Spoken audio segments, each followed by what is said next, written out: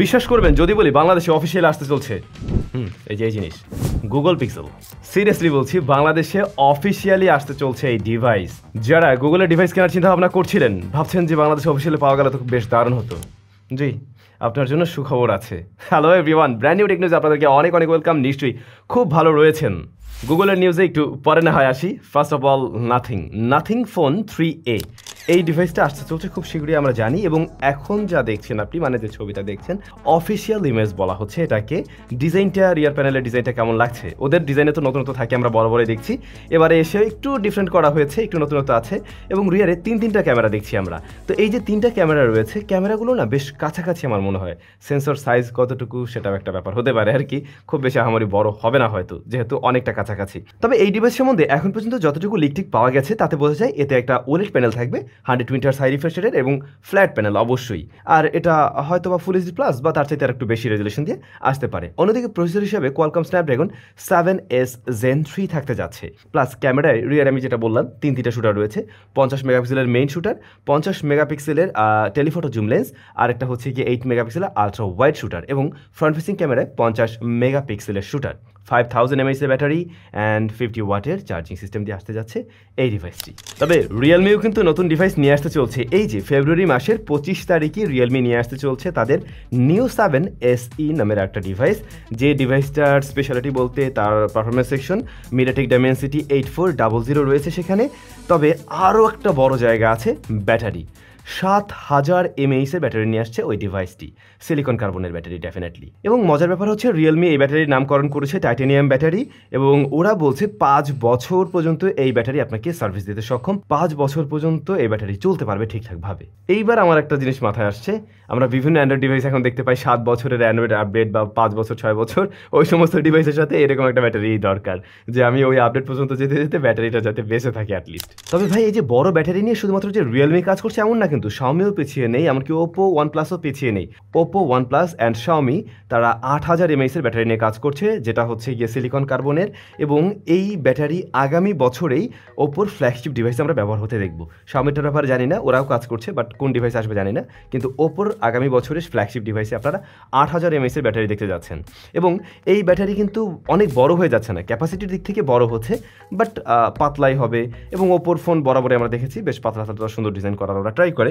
So I hope next ইয়ারে আমরা নতুন কিছু পেতে যাচ্ছি। বড় ব্যাটারি পাবেন, দীর্ঘ সময় ব্যাটারি ব্যাকআপ পাওয়া যাবে, বাট ডিভাইস আপনার সাইজে ছোটোই থাকছে। এবারে ফাইনালি একটু কথা বলা যাক এই ডিভাইস নিয়ে, গুগল পিক্সেল।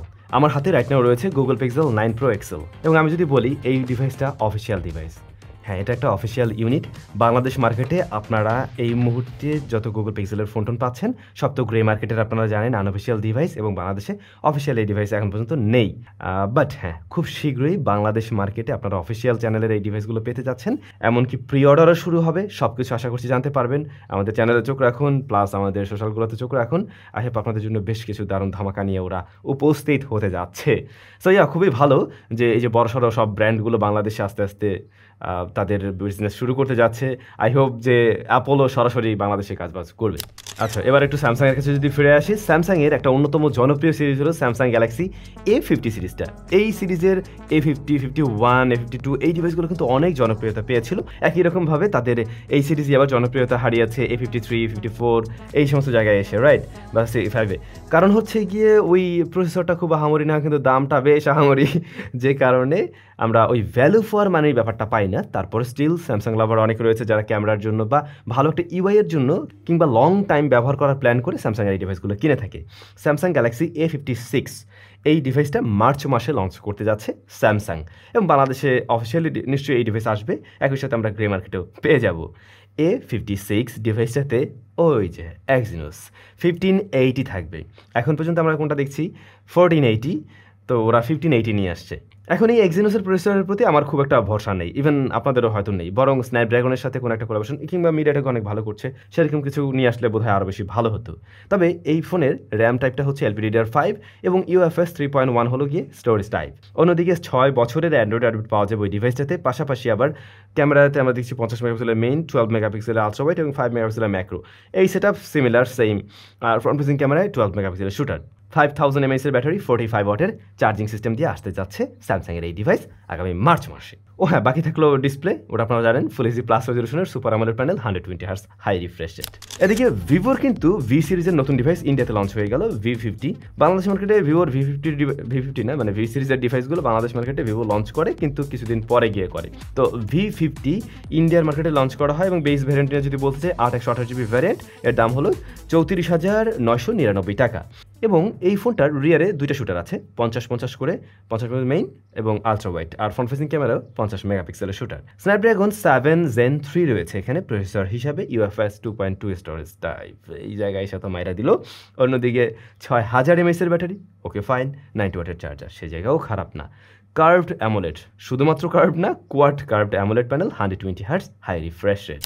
বাট ভাই, কয়েকদিন আগে আইফোন তাদের SE4 বা আইফোন 16e এই ডিভাইসটা লঞ্চ করে দিল, আপনারা জানেন কেমন দামে আসছে সেটাও জানেন। অর্থাৎ ডলার প্রাইস আমরা দেখছিলাম কত, $599, মানে 600। তো সেটা বাংলাদেশি টাকা ডেফিনেটলি অনেক টাকা, আমাদের এক্সপেকটেশনের চাইতেও প্রায় $100 বেশি আমরা দেখেছি, যে কারণে ডিভাইসটা যতটা ভালো লাগছিল ততটা এসে লাস্টে ভালো লাগে নাই, রাইট?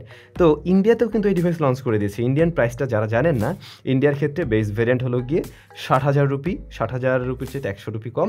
এর পরবর্তী ভ্যারিয়েন্ট হচ্ছে গিয়ে 70,000, ওখানেও 100 রুপি কম।